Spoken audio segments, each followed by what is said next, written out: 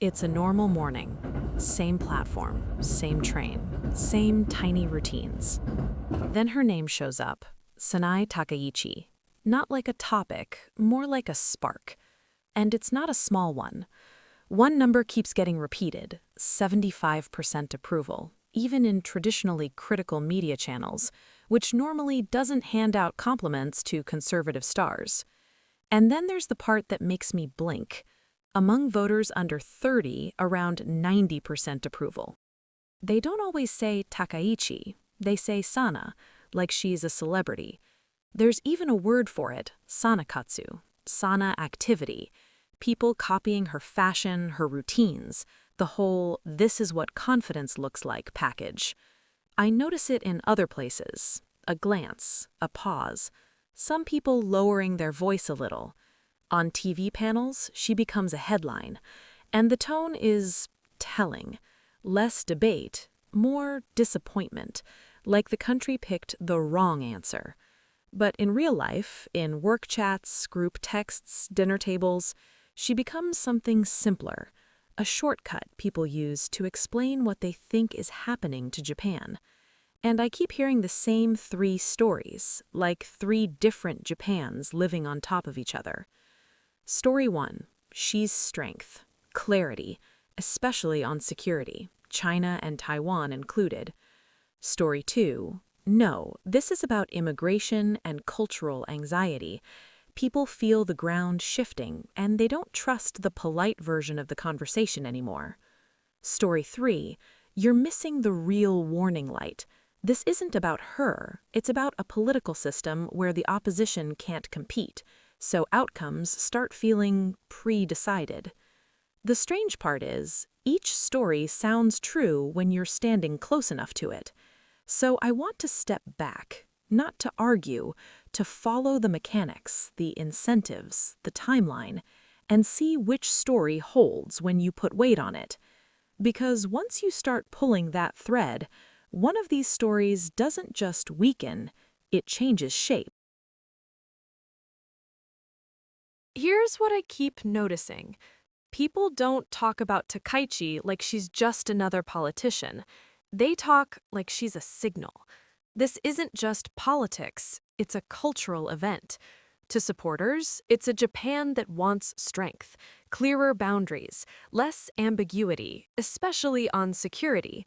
To critics, it's a different signal, something sharper, a shift in identity, a harder line, a country being redefined in real time.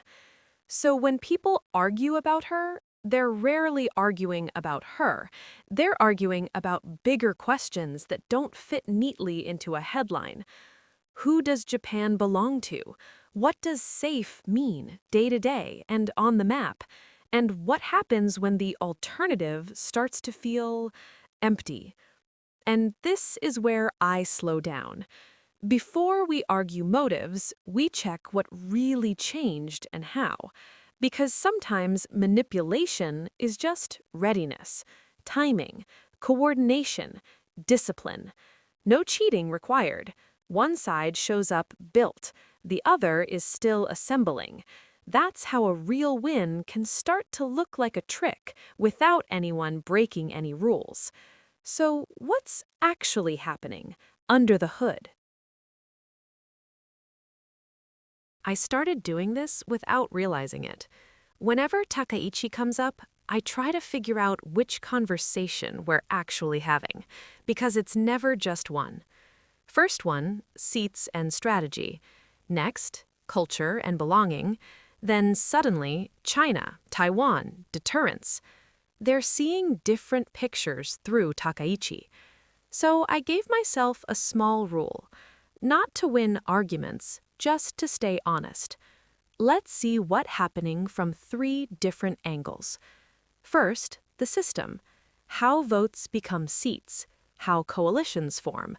What happens when the opposition can't coordinate? Second, identity. Immigration, culture, social trust, how people feel in daily life, even if they can't name it cleanly. The last one is the most headline-heavy: security, China, Taiwan, risk, And the question, what if we're wrong?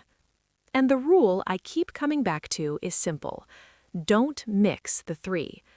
If we mix them, we don't get clarity, we just get noise. And I keep a second rule. Don't watch the speeches first. Watch what changes the machine. Coalition structure, security taboos, resource leverage, information control. So we start where the gears are visible. Let's look at the system. Because this is where a mandate can start to feel like something else, even when nobody breaks a rule. If you live here, you've seen this exact moment. You're half awake and the TV screen is already doing the victory math for you. Seats, seats, seats. And that's where the argument starts. Because a seat chart can feel like a moral verdict, like the country spoke. End of story. But you have to separate two things. Seats are an output, not a verdict. It's what the machine produces. In a mixed system, you're dealing with two buckets: district seats, proportional seats. And district races can magnify outcomes. Win a bunch of districts by a hair, and you stack seats fast. Meanwhile, the other side can get lots of votes, but if those votes are spread out, they might not win districts, and the seats they do get from the proportional side may not fully make up the gap. So sometimes, nothing was stolen, nothing was rigged. The system just turns votes into seats in a way that feels unfair if you don't see how it works. Now, add one more ingredient: timing. A snap election, any sudden election timing, hits hardest when the opposition isn't ready. Coalitions are still forming. Messaging hasn't settled. That's not a conspiracy. And here's the blunt part. If you weren't ready, the result isn't dirty, it's just honest. And here's the twist. Even if the math is explained clearly, we still end up asking the same question. If the result makes sense, why does the alternative still feel empty? Because when the alternative feels thin, people stop reaching for a future and start clinging to whatever looks stable.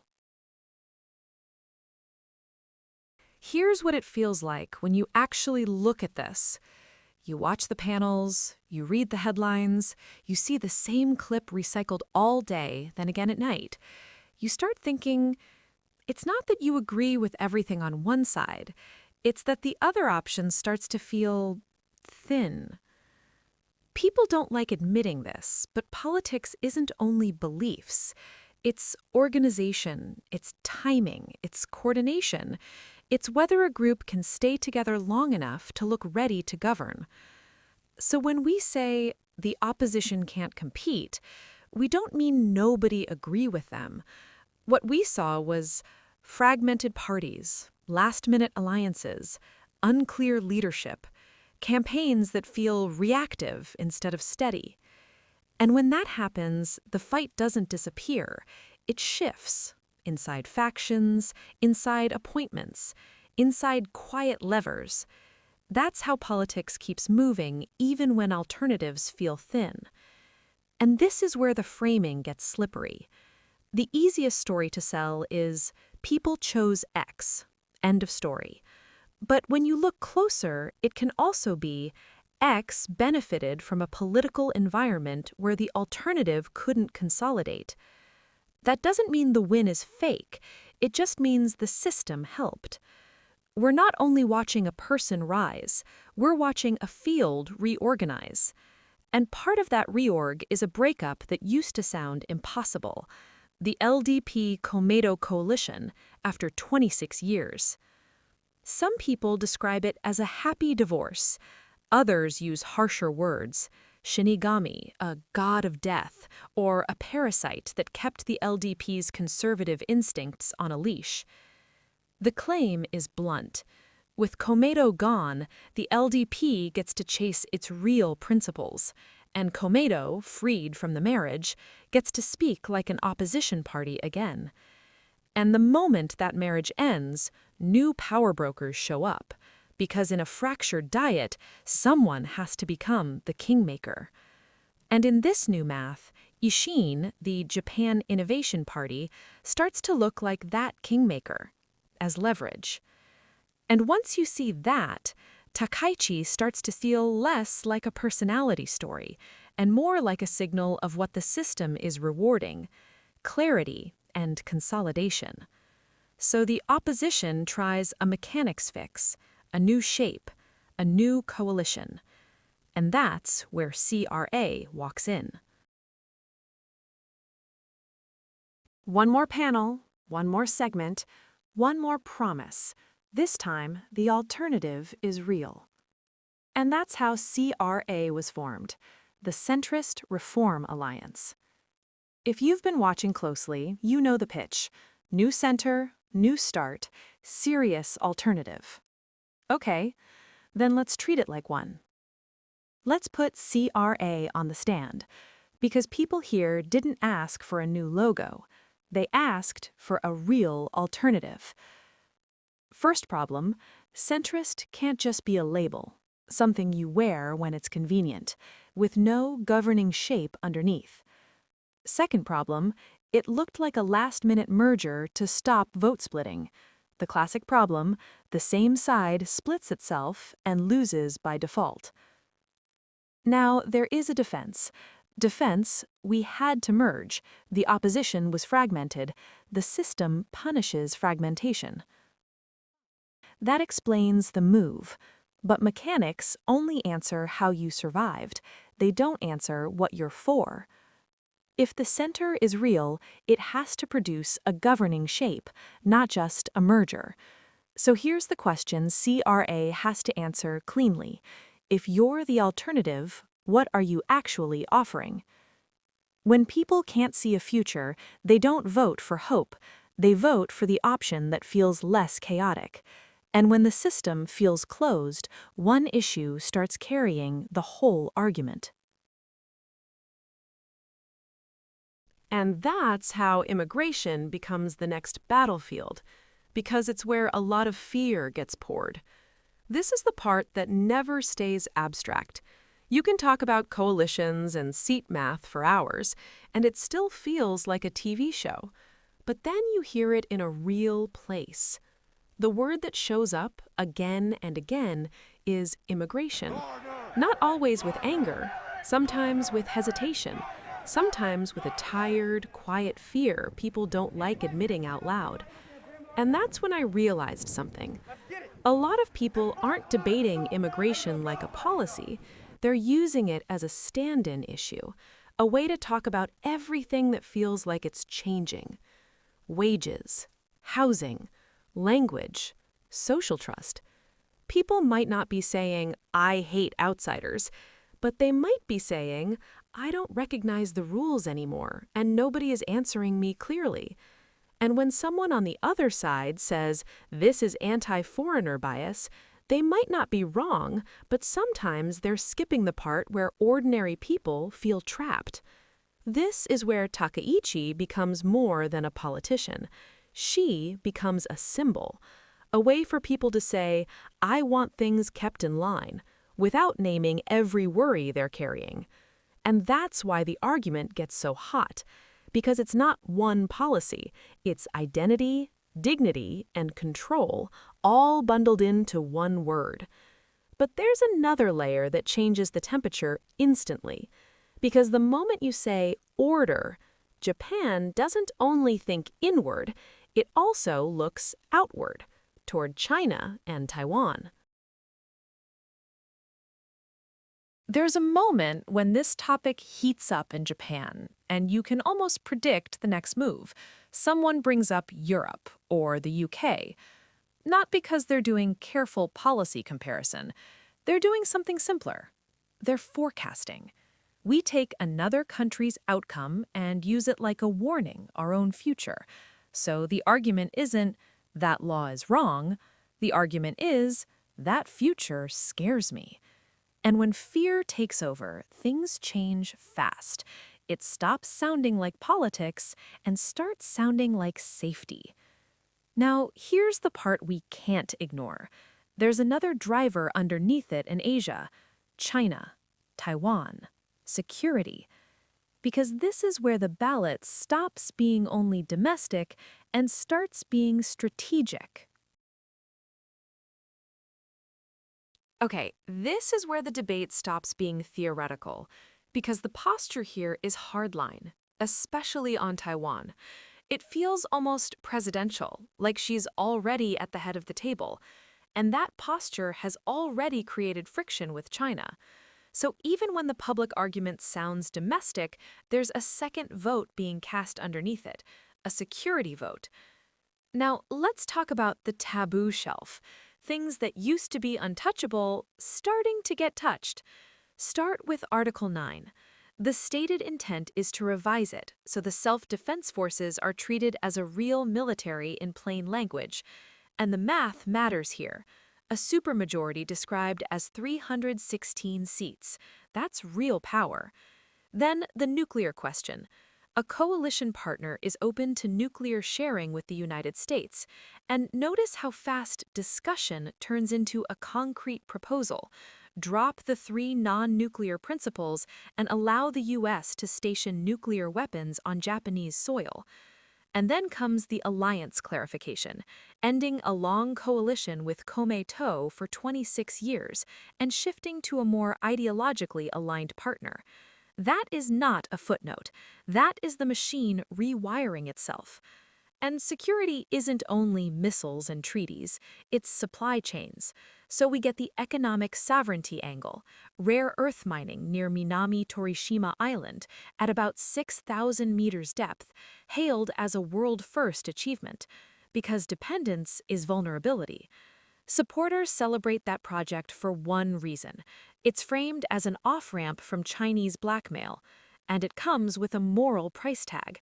Japan should be willing to pay more for clean, Japanese refined rare earths, even if the cheap option exists, because the cheap option comes bundled with environmental damage and human rights abuse that Japan gets to pretend it didn't touch.